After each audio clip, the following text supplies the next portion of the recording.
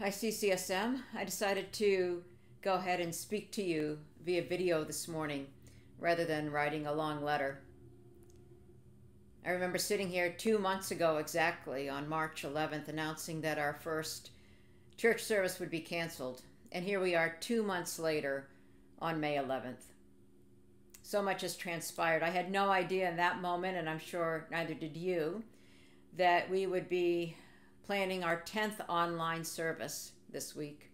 So much has transpired over time that we couldn't really have imagined. So much was uncertain, and so much uncertainty lies ahead still.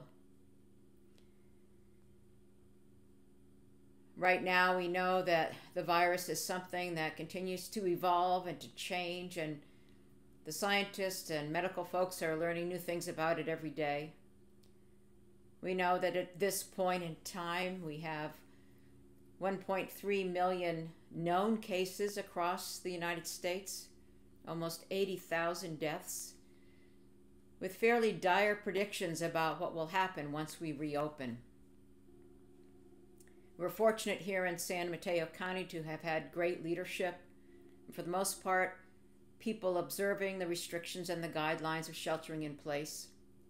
We've not been hit hard like places like New York. But still, there has been loss of life. And our daily lives and our routines and the ways that we've been with one another have been dramatically altered. And here we are.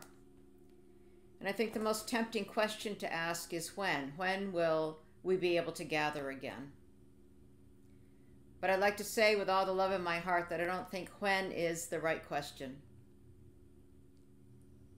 There is so much uncertainty. I really don't see truthfully how we'll be together anytime soon, certainly not in the near future.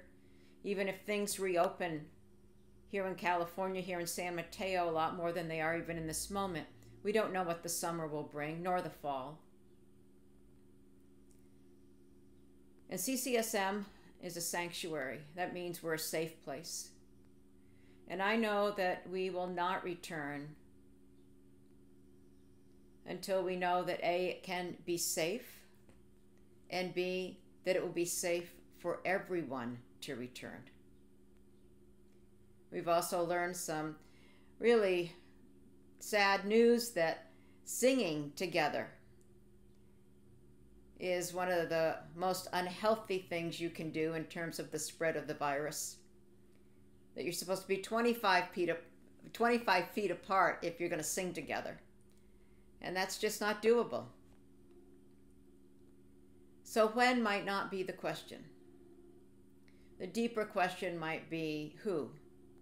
Who are we becoming during this time? How are we letting this pandemic shape us? How will we rise to the occasion, rise to the times with our best selves? So if you're wondering when, I can't answer that question. But we can look at the questions of who and how. And together, we can help answer those questions. We can encourage each other on our paths. We can find new and creative ways like we've been doing all along to connect. And I can promise you that as you've seen the services evolve over the last 9 Sundays, they will continue to evolve. We'll continue to find creative ways to engage you, to be relevant, to be inspirational. Because what hasn't changed is that hope sustains us, faith engages us, and love continues to build us up.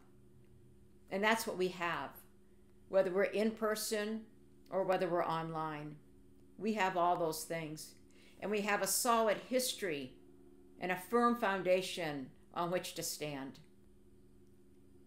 And those things do not change. So take heart.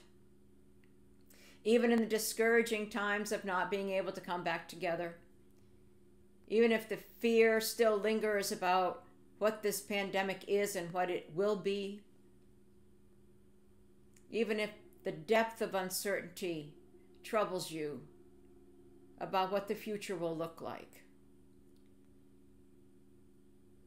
Take heart, take courage, take hope in this present moment that you are not alone, that we are united in spirit, that which time nor space can separate, and that we will remain the beloved community. Be well, stay healthy, and together, let's resolve to live our mission and our purpose as fully as ever in these times.